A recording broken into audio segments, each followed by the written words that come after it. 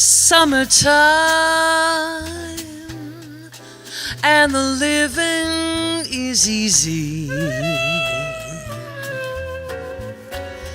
Fish are jumping and the cotton is high.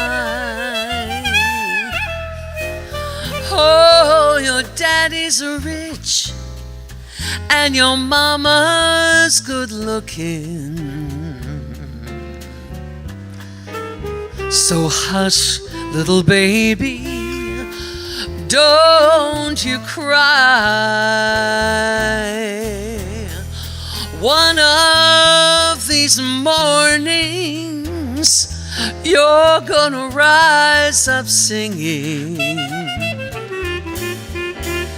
Then you'll spread your wings and you'll take to the sky.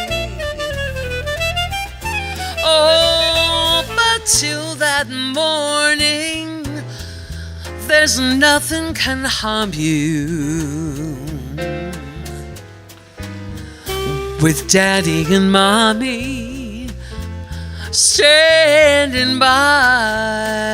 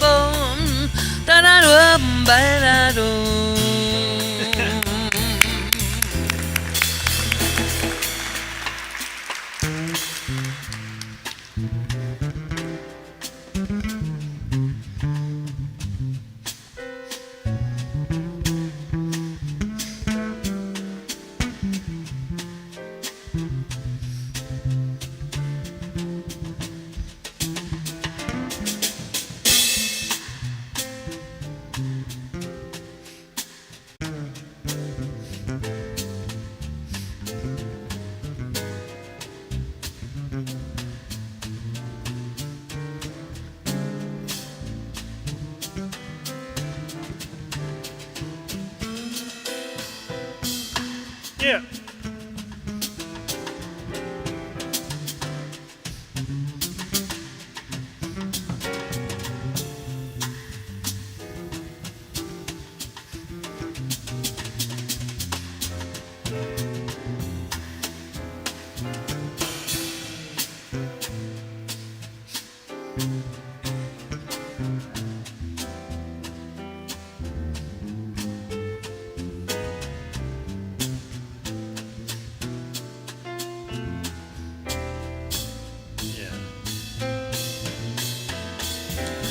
One of these mornings, you're gonna rise up singing.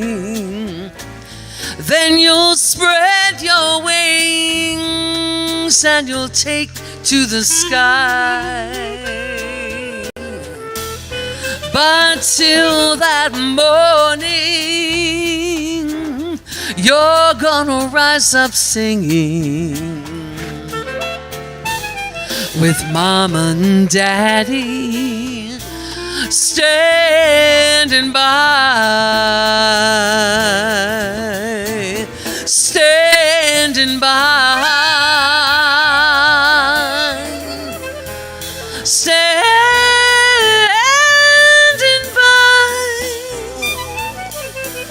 Ooh, in the summertime.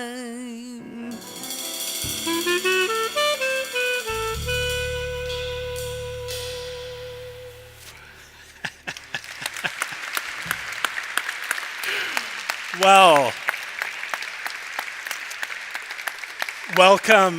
welcome to St. Andrews-Wesley United Church. As you can hear, we're in for a wonderful, wonderful service today with the Jennifer Scott duo plus one, I suppose, the Jennifer Scott trio. Let's hear it for Jen. I'm going to introduce Jen a little bit more formally and maybe tell you a little bit about Jen in a couple of minutes. But first, I wanted to welcome you here to Jazz Ministries at St. Andrews-Wesley United Church, the historic and contemporary home of the dialogue between jazz, spirituality, and progressive theology of Vancouver. And we have been doing this since 1993. This is quite a long-standing ministry here in this place. We're an affirming congregation that seeks to walk in the path of Jesus Christ. And so no matter who you are, no matter who you love, all of you is welcome here, as this is a 2S LGBTQIA+ affirming. I also would just like to lift up, as we gather together in the name of truth and reconciliation, that we are on the unceded, ancestral, current, and sacred territories of the various Coast Salish peoples, the Squamish, the Musqueam, and the Tsleil-Waututh. And so in these times of ecological change, of social change, we are so grateful to be working to be in right relationship with our Indigenous siblings. My name is Benjamin McRae. I'm the minister with Jazz Ministries, Youth and Young Adults here at St. Andrews-Wesley, and this is Reverend Dan Chambers, well known to many of you here, and we're going to be your ministers for this afternoon. Now, I'm curious if there's anybody here who it's their first time at a Jazz Vespers service. There's always a couple. Okay, great. Come on up. You're no. I make that joke every week, and I always get a laugh. So a Jazz Vespers service, if you're not aware, is a mixture of two things.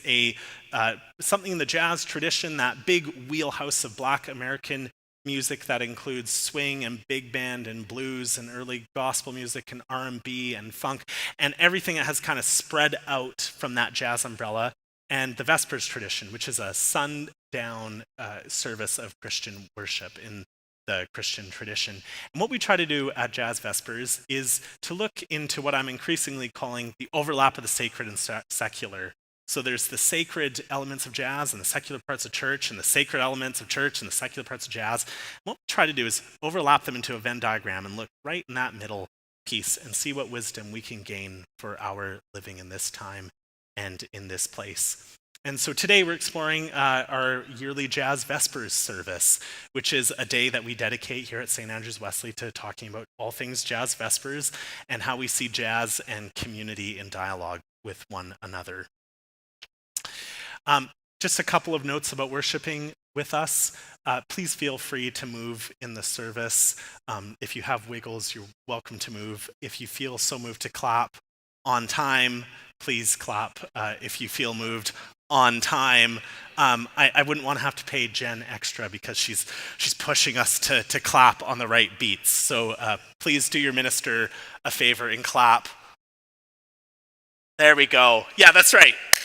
That's a good answer. In this type of worship, your participation, the music from the musicians, our time together, this is our collective act of worship. And this music is our prayers. And we will lift up some prayers later in the service, but this is our sacred time together. Because it's sacred time together, we're going to ask that you're going to turn your cell phones off or silence them, or else you might have to come up and play the bass, right? Renee, if your phone goes off in the middle of worship? Yeah. It's a hard instrument, right? Yeah, Renee, yeah, that's 50 years of experience saying yeah. But joking aside, if you could turn your phones off, well, you may be trying to get a really great picture of Bernie at the drums to show your friends and say, you should come to Jazz Vespers next week. We have people beside you that might be coming to us from St. Paul's Hospital, who might be coming from time of discernment in their lives, personal struggle. And so while you're taking a video and really enjoying yourself, you might take away from person's experience right next to you. So please keep your phones away for the duration of our time of worship. Alrighty. Jennifer Scott is a Vancouver-born vocalist and jazz pianist specializing in jazz, blues, and world music. Jennifer is considered one of the most important jazz artists working in Canada and the United States today. She garners loyal followers from sold-out concerts across Canada and the United States, whether large music festivals or exclusive local club performances, or even church, dare I say.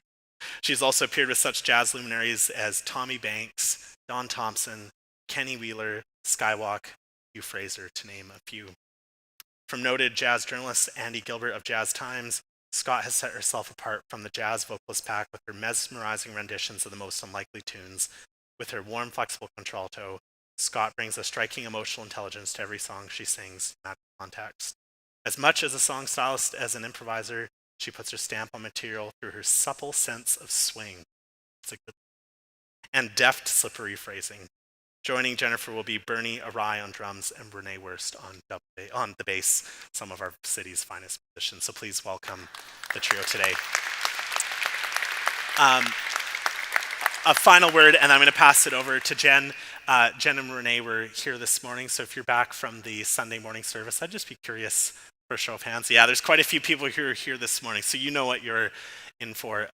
Jen, you know, you're a friend, a loved connection in this United Church community, and we're so happy to have you today. So we'll pass it over to you for Sunday morning with you, or I suppose Sunday evening would even do. Yeah, Sunday afternoon.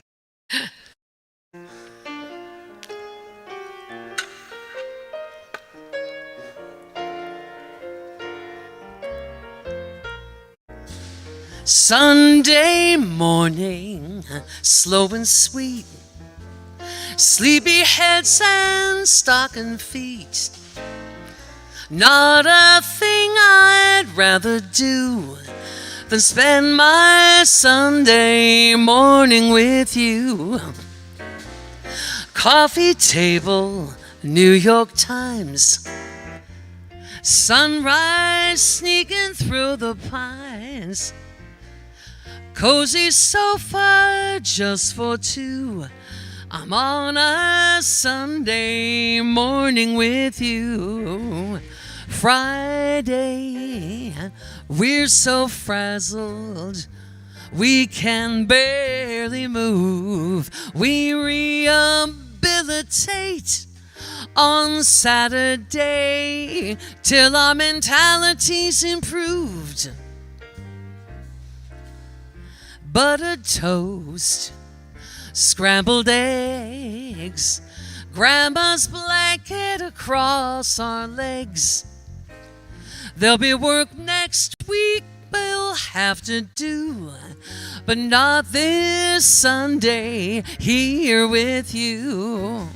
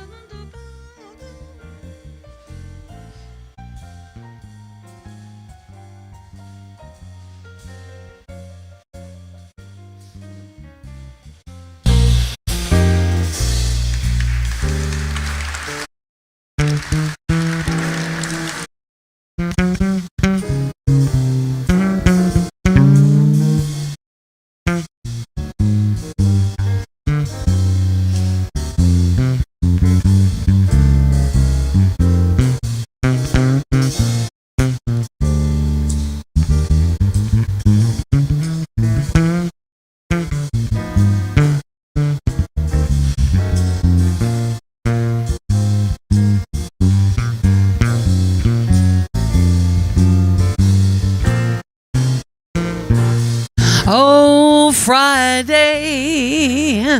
We're so frazzled, we can barely move. We rehabilitate on Saturday until our mentality's improved. Sunday morning, ain't it sweet? Our favorite day comes every week. Not a thing I'd rather do but spend my Sunday morning with you. Spend my Sunday morning with you.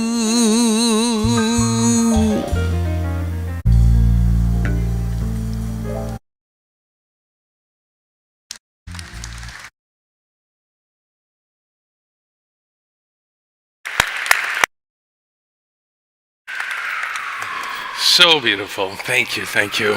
And you know, Ben, you were so gracious in introducing the musicians. But of course, as you heard, Ben is an amazing musician himself, has been playing professionally for 14 years. And so for the multi-talented Ben McRae, let's give him a round of applause. Ben's finished seminary and is doing a 2-year kind of internship before ordination, and also has a fairly significant event coming up in his life. It's kind of private, but he said I could tell the secret to this small gathering of people. But in about 5 days, Ben's going to go through a significant life change called marriage. And so congratulations, Ben. That will just be a small, intimate ceremony here in Vancouver. Next Sunday, after the morning service, we'll have cake and celebration, and if you're lucky, there might be some cake left over for the afternoon jazz vespers as well, and continued celebrations. So truly, congratulations, Ben. May it be many years of deepening love and joy.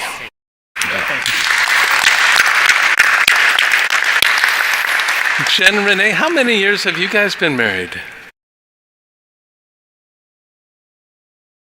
Married for 27 years. Yeah.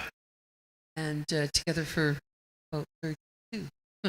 And it's been pure bliss the whole time, right? Absolutely. Well done, Renee. Well done. If you need any tips, let us know. Good. Well, I might take some tips. So I don't know how many of you were around at the time and might remember this, but apparently the early church in first century Palestine was quite the place to be. At the beginning of the book of Acts, not long after the mind-blowing, life-altering experience of Pentecost, where the Spirit came in and really started the church as we've known it today, we have this description of what that early community was like. These folks were people of the way. It wasn't even called Christianity yet. They were people of the way, people who followed in the path of Jesus, as we continue to try and do today. In the book of Acts, we read, everyone around was in awe. All those wonders and signs done through the apostles, and all the believers lived in a wonderful harmony. Holding everything in common, they sold whatever they owned and pooled their resources so that each person's need was met. Very communist. They followed a daily discipline of worship in the temple, followed by meals at home. Every meal a celebration, exuberant and joyful as they praised God. Now that must have been something to see, and even something greater to be part of. Though I confess, as I read this, a few skeptical thoughts arise. First, one has to wonder how long this glorious sense of community lasted. If we just keep reading in the book of Acts, we'll see just a few chapters later that Paul and Barnabas were in disagreement with each other over circumcision. And the question was, If a Gentile male converts to this early church, to Christianity, do they need to be circumcised as an adult?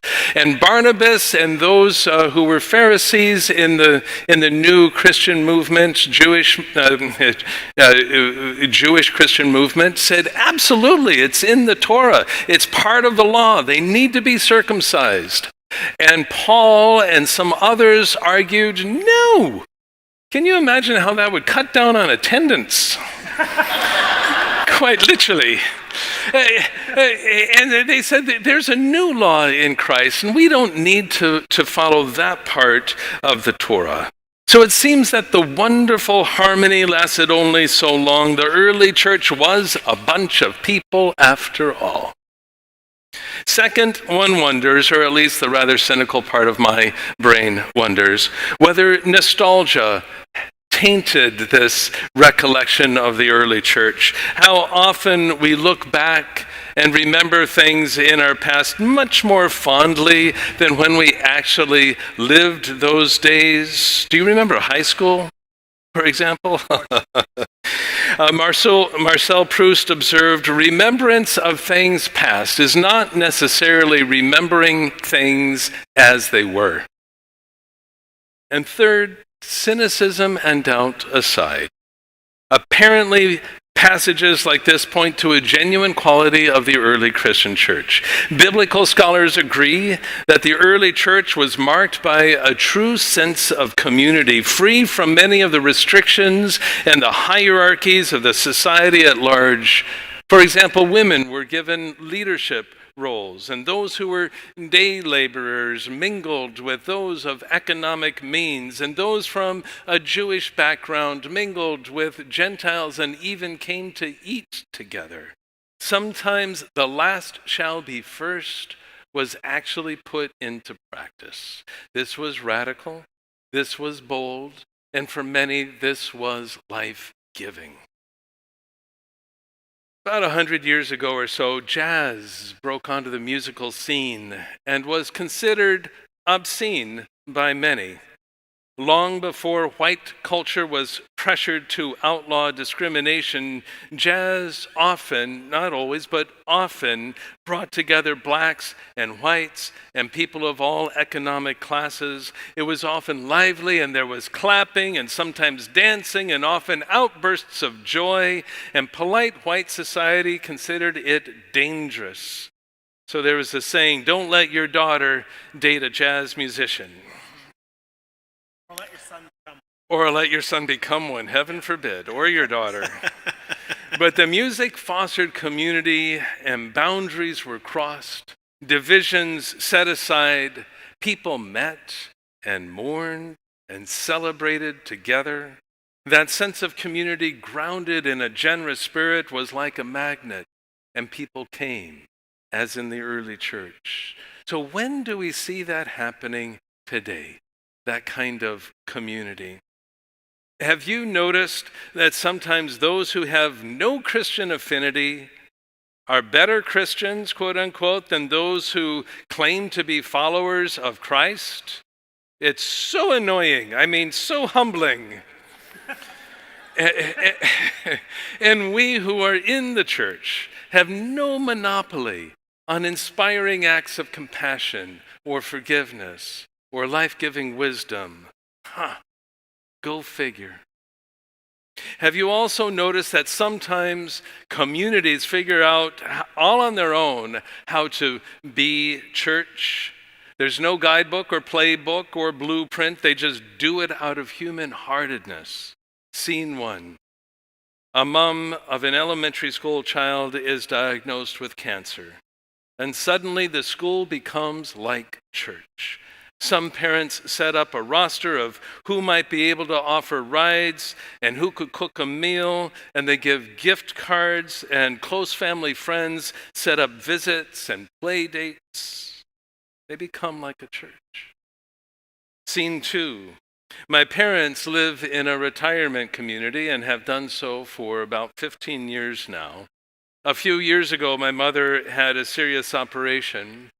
But it was beautiful to see how the community came together and responded in support. There was a retired doctor in the group that came to visit to see how she was recovering.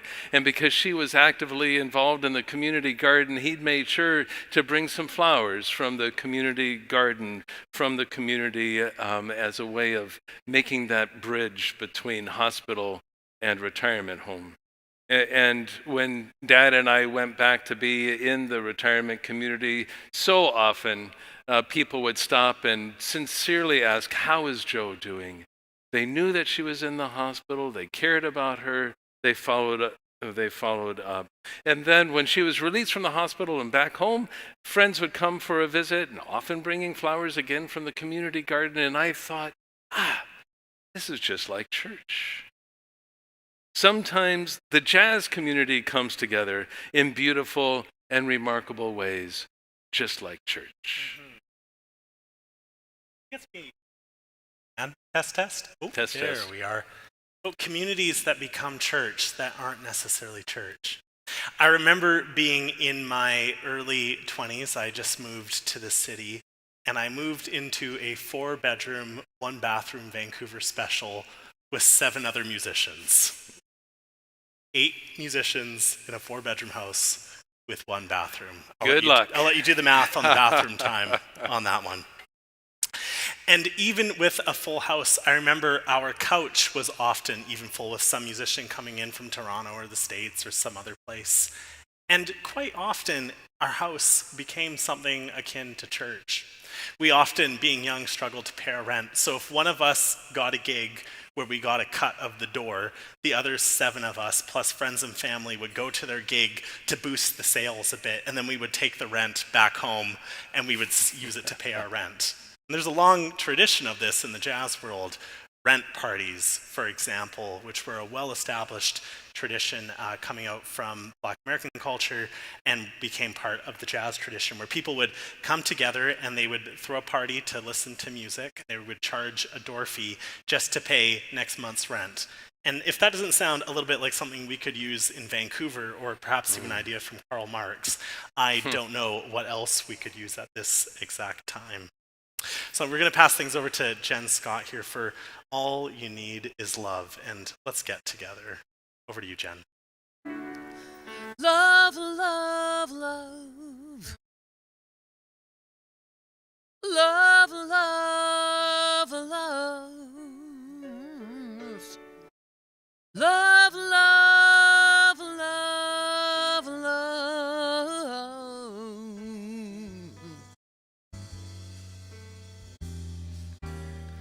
There's nothing you can do that can't be done. Nothing you can sing that can't be sung.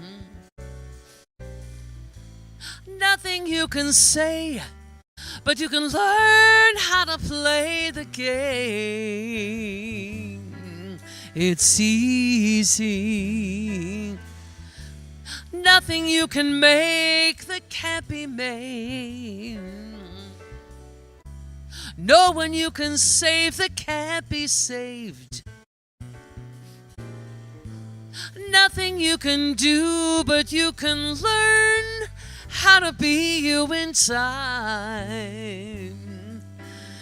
It's easy. All you need is love. All you need is love. All you need is love. Love is all you need.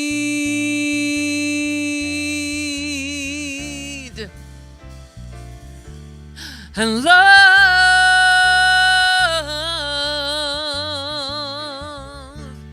love, love, love.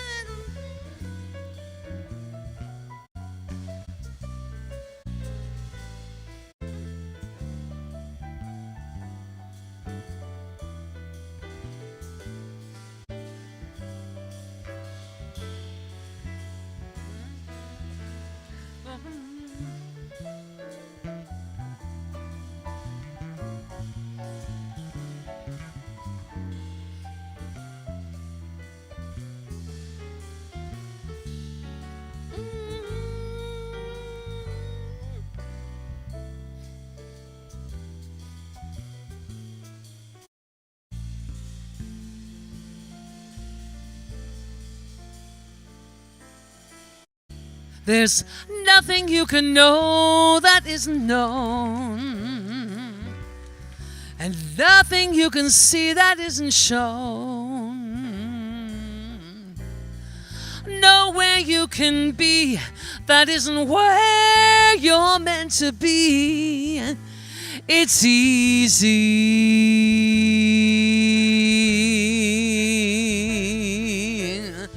and all you need is love. All you need is love. All you need is love, and love is all you need. All you need is love.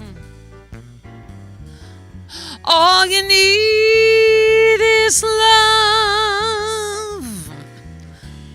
All you need is love.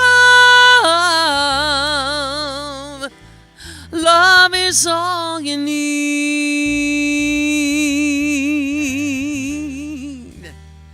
Love is all you need. Love is all you need. Love is all you need.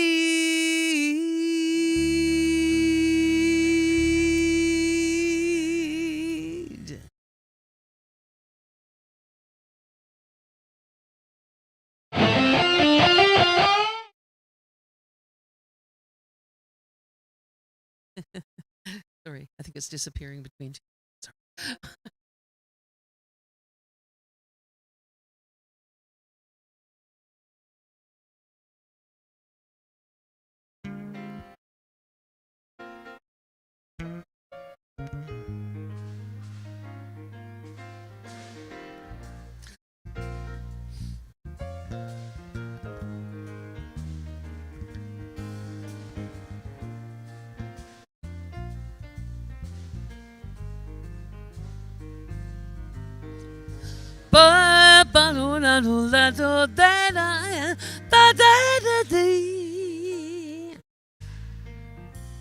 Love is but the song we sing, and tears the way we die.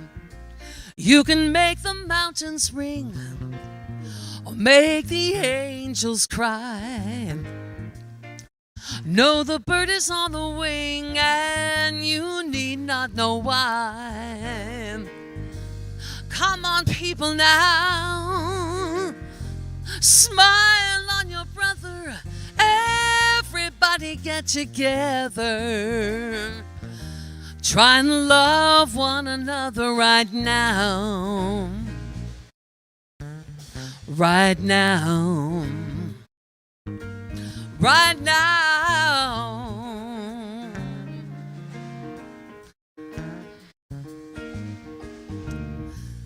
Some will come and some will go.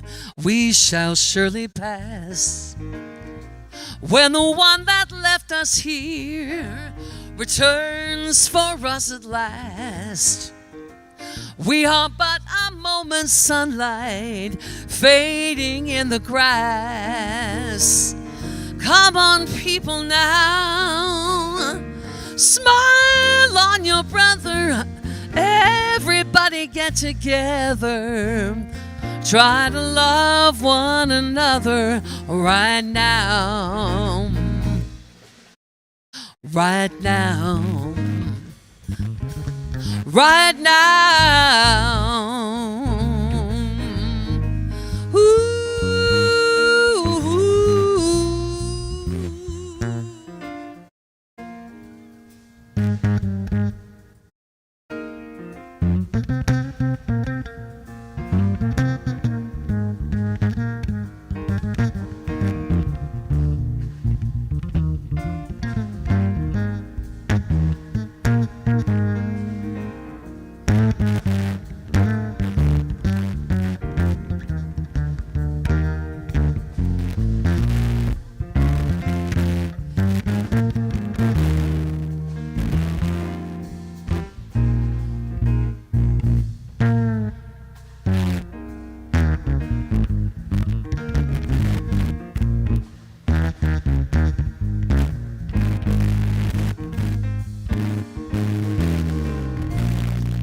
If you hear the song I sing, you must understand.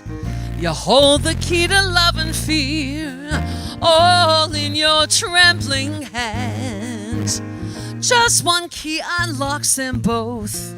It's there at your command. Come on, people, now. Smile on your brother. Everybody get together. Try to love one another. Come on, people, now. Smile on your brother. Everybody get together. Try to love one another right now.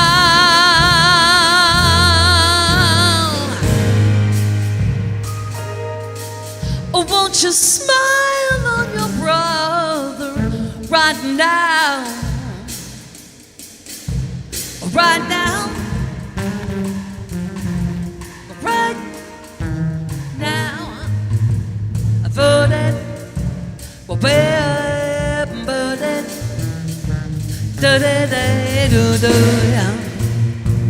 Right now.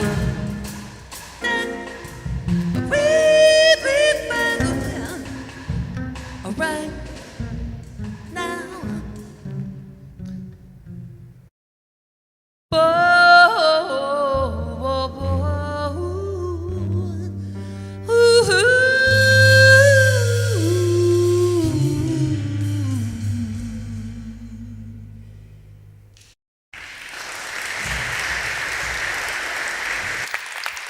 So you know how we were just talking about groups of people come together and sometimes they act like church? That's it right there. That's exactly what we're talking about. So Dan, you know, I'm thinking about your suggestion that there could be a fair amount of nostalgia behind what the book of Acts says. Day by day, as they spent much time together in the temple, they broke bread at home and ate their food with glad and generous hearts. You know, as I do, that the book of Acts was written about 70 to 80 years after the death of Jesus and the life of the early church. So, if we take it to be true, this is a little bit like trying to write the definitive autobiography of Glenn Miller, only using secondhand sources from the bandmates who played with the bandmates who played with the original Glenn Miller band. Now, I'm not suggesting that we throw the book of Acts out because it's not truthful in our modern Enlightenment sense of the word, but I am thinking we need to unpack it and think of it in a little bit more of a nuanced light. So it can be true on the one hand that the author might be nostalgic, remembering better days past, but on the other hand, there might actually have been a spirit of gladness and generosity in that early church. I'm thinking of those rent parties that I mentioned earlier and how they can be viewed differently depending on the angle you look at it from. Duke Ellington once said that, quote, "House rent parties were a facet of Harlem life even before the Depression, an outgrowth of parlor socials and church suppers held to raise funds for church needs. House rent parties aimed at helping dwellers of Harlem's railroad flats meet rents that skyrocketed monthly." Doesn't that sound familiar? Neighbors brought all kinds of food: fried chicken, baked ham, pig's feet, pork chops, gumbo, potato salad, and more, to which a supply of bootleg liquor was added. Admission was charged, and the piano players supplied the entertainment. And as somebody wrote to me this week who grew up in the South, often that bootleg liquor was gin that was so strong it could make you go blind. So there you have it firsthand, folks. Now, fun as that may sound, these were also loud, raucous affairs that encouraged a society that was already struggling with alcoholism to drink even more. Like many things in life, these rent parties were complicated affairs. And so my thoughts are returning, Dan, to my own memories of living in a jazz house, as I mentioned to you. And they were heady days, let me tell you. It was a mixture of late teenagehood and early adulthood, which is possibly, quite possibly, one of the most challenging parts, one of the challenging transitions in life. They were a mixture where young adults were struggling to pay rent, utilities for the first time. I can't tell you how many times we missed a BC Hydro payment, groceries, and other necessities. And so, yeah, we did laugh over dinner together, but we also got into fights where 7 out of 8 musicians went on tour and left the dirty dishes in the dishwasher, only for me to come back, an anonymous person to come back and find mold growing all over our one set of dishes. What I'm trying to get at, though, is that we were learning to be people, learning to be in community. Day by day, I can almost imagine the author of the books of Acts of Ben writing, they spent much time together in the jazz temple. They broke bread at home, and they ate their food with glad and generous hearts. This wouldn't be entirely untrue, either of the early church, jazz rent parties, my late teenage living situation. True creativity simplifies the complex, says Charles Mingus to this very point. True creativity simplifies the complex. So yeah, we could barely pay rent, and yeah, we bickered, and yeah, we were trying our best, sometimes with glad and generous hearts, and sometimes falling short of a vision. But the idea remains, there was a vision for a house of creativity and spontaneity, and a vision for a mature way of life. Yeah, I appreciate that vision. And one of the things that strikes me is that whether you're talking about the rent party or the early Christian church, people were coming together not out of their self-sufficiency or their sense of individualism, but out of a sense of recognition that we are mutually interdependent. We are vulnerable and we are stronger together as a people when we are together in community. Yes. Beautiful thing. Pope Francis, the most recent Pope Francis before Leo came in, was talking about this very thing and how we meet each other with a sense of belonging to each other. Pope Francis wrote, "We are no longer rivals, but members of the same family." Think of our political and social religious context today. We are no longer rivals, but members of the same family. We are no longer caught in the mutual spiral of antagonism. We may not think the same, but we are part of the same body moving forward. To dream of a different future, we need to choose fraternity, community over individualism as our organizing principle. Fraternity, our sense of belonging to each other and the whole of humanity. It's a unity that allows people to serve as a body despite difference of viewpoint, physical separation, and human ego. You see, we have a common human home. I think, Dan, that as I reflect upon our common human home, my early teenage life, different social movements that have brought us into this room, the Christian or jazz traditions, it's easy to adopt a one-sided view of any given story, and for me to spiral into antagonism, which is a great line. So yes, the rent parties were raucous and wild, but they were also full of creativity. Yes, my early adult years, like many of us, were a mess, but they were also full of promise. And the thing that I see moving in through all of this is the creativity of God. Creativity of God that captures me the most is that God moves through people and community in all their complexity to bring about glimpses of heaven on earth. To you, Jen.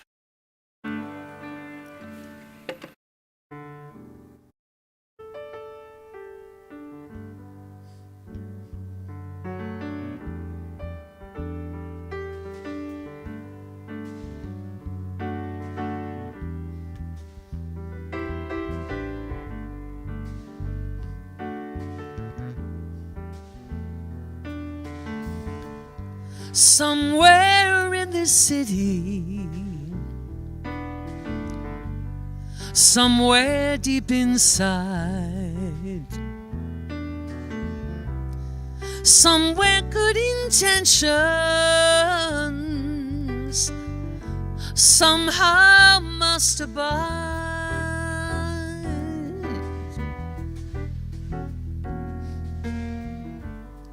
Out there on the pavement, footprints point the way. somewhere deep inside him lives a better way.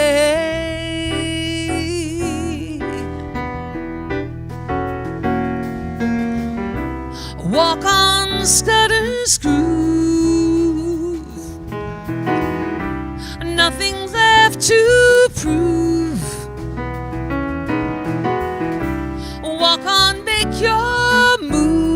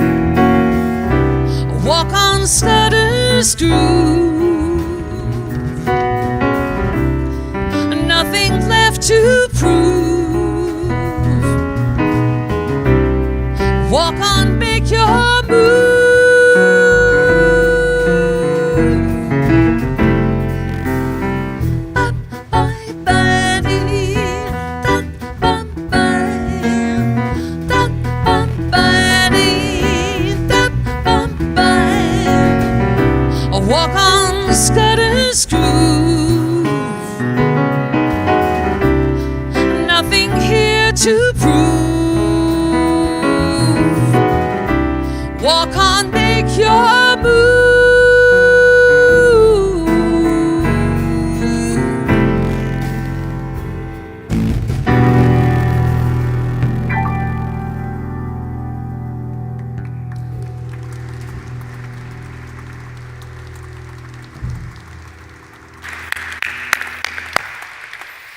And once again, when you think of all that is going on in the world, the situation in Gaza, in the Ukraine, democracies collapsing, what a gift it is to be blessed by music that helps people come together and appreciate the community of being together. In the Harry Potter series, the wizard Dumbledore, headmaster and wizard Dumbledore said, "Ah, music. There is no greater magic in all the earth." And so we're grateful for this time of sharing magic, the way that you share magic with us. And we take a moment just to pause and be together in prayer, in silence. Ben has his clarinet, I have the bell. It's a little easier to play. So we'll just let the bell take us into a quiet moment. And if there are places in the world that you would like to offer up in the time of silence, if there are people who are in particular need of prayer and you'd like to call them to mind, now would be a time to do so. Or we simply be together in a moment of silence. So take a breath. Take a deep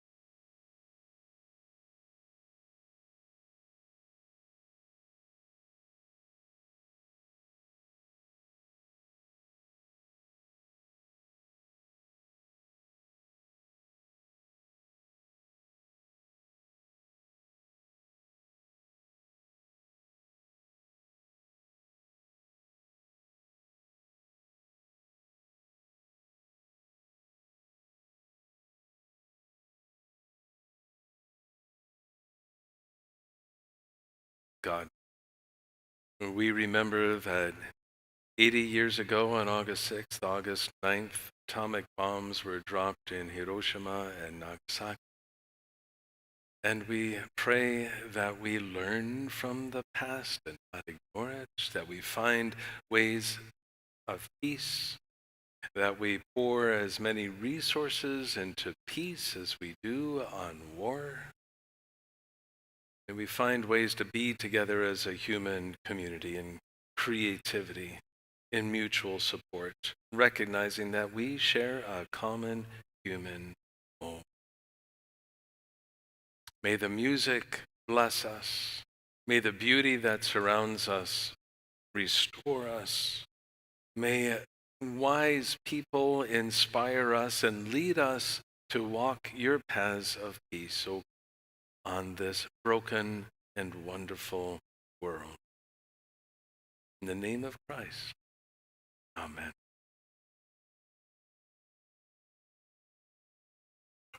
A good jazz vespers service to me is like a little glimpse of heaven.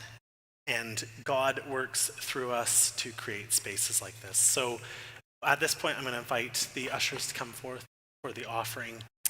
Our city has it's no surprise to people in this city that musicians struggle with rent, as do many of us, and opportunities do not abound for artists to play all the time. And so this ministry is an outreach in part to musicians in the community. It's a way too that their wisdom comes into our space and enlivens us. And so when we give, it goes back to supporting this ministry, as well as to the work that we do with other agencies across the city for the betterment of peacemaking in our town.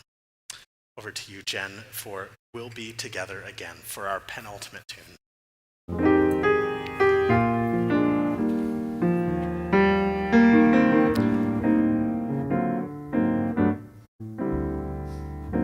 No tears, no fears. Remember, there's always tomorrow.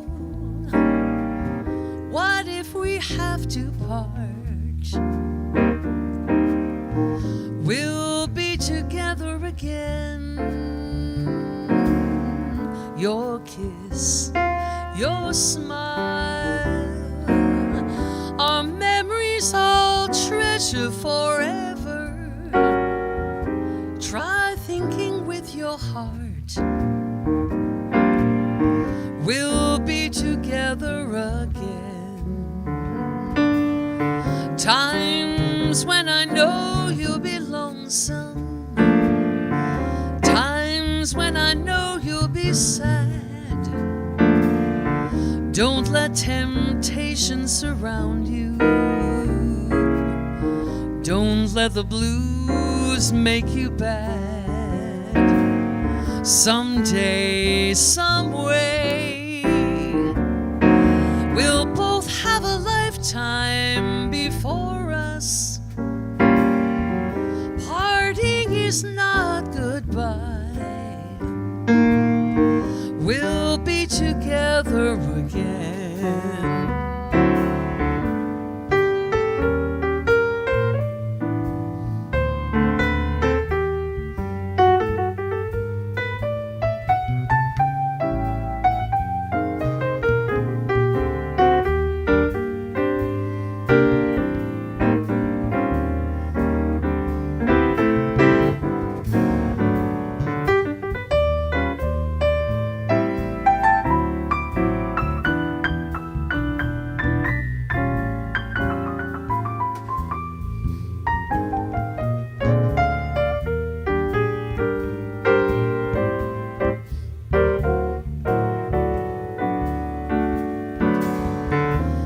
Times when I know you'll be lonesome.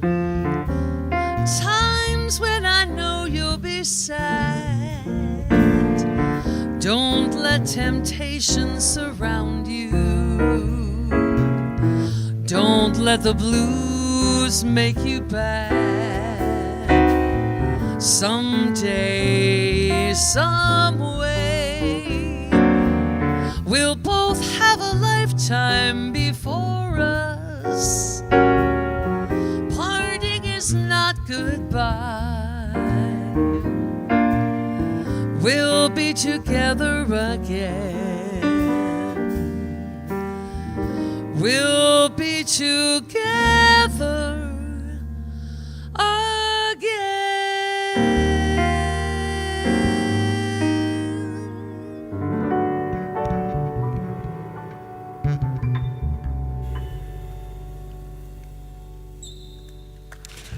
Let's hear it for Jen Scott, Renee Wurst, and Bernie Arai. And I can confidently say we will be together again, so thank you for being with us today. We're going to wrap up. I know we're a little bit over time. I just want to draw your attention to a couple of services that are coming up. Next week, we're doing something a little experimental. We're holding a jazz Taizé service. Taizé is a type of Christian chanting, an ecumenical, cross-denominational type of chanting that we do every week here at the 7 o'clock service. So much so that I wanted to arrange a bunch of those chants into a jazz style.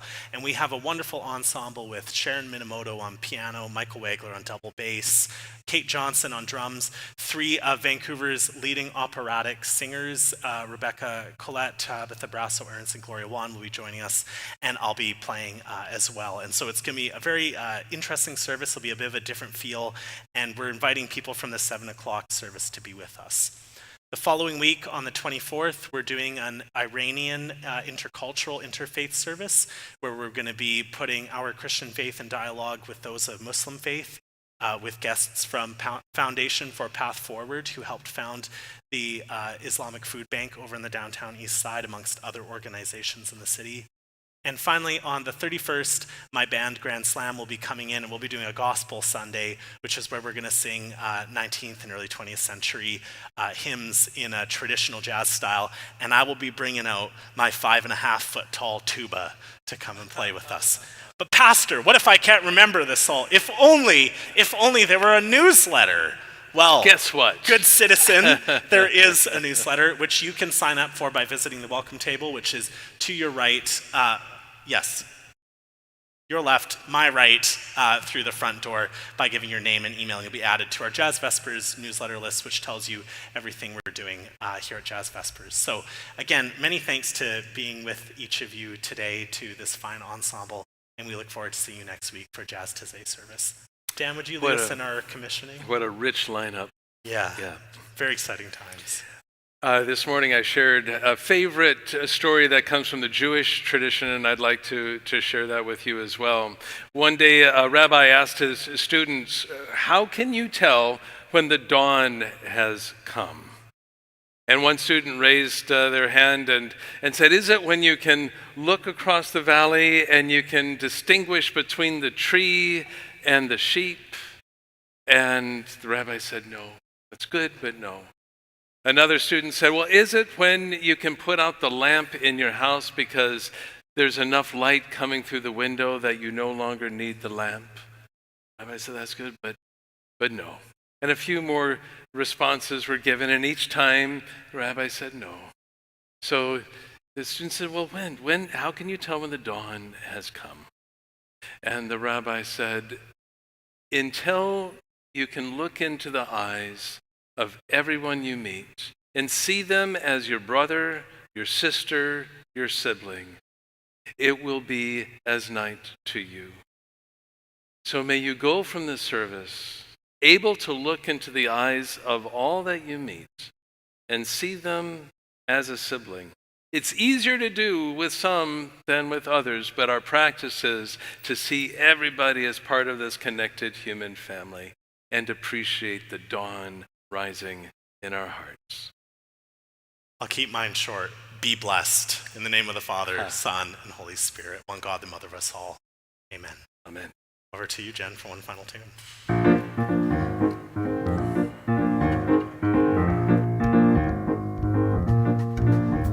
Better than sailing at midnight and diving for pearls. Better than skiing in Aspen, feeding the squirrels. Better than finding a horseshoe. Better than losing your head.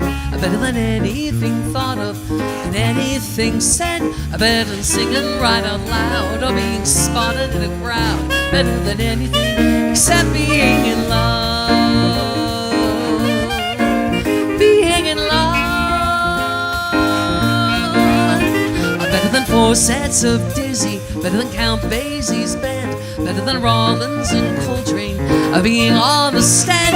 Better than Ella Fitzgerald. Better than Miles' latest news. Better than Bill Evans' ballads or Joe Williams' blues. Better than hearing Lady Day or checking into Monterey. Better than anything except being in love. Being in love.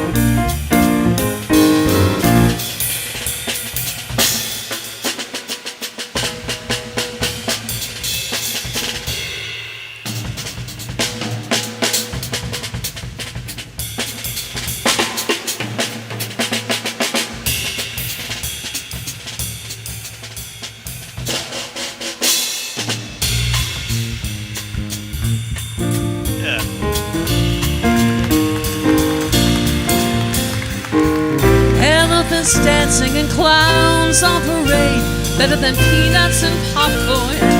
Fresh lemonade, better than rides on the Midway. Seals blowing horns, better than men shot from cannons.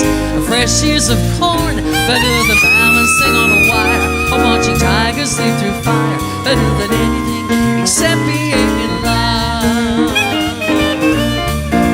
Being in love. Better than balancing on a wire, or watching tigers leap through fire. Better than anything except being in love. Jen Scott, Renee Wurst, Bernie Rye, Ben McRae, Dan Chambers. God bless and good night, all. Thanks so much to each of you. Yeah, you sound wonderful each.